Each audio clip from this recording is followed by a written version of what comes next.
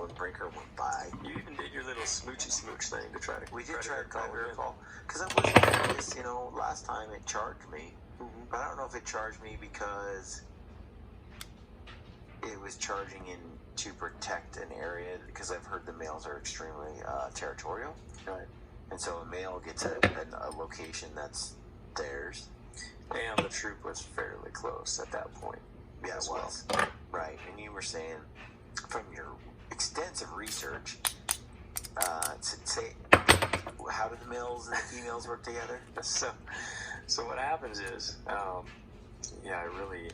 I was on this trip, I think after everybody had gone to bed, I was trying to do my karate research to try to get a leg up and figure out their magic powers. And I figured out, so the males will hang around with the troop for a couple years, and that's when I believe they get booted out of the troop. About 2 years old. 2 years old.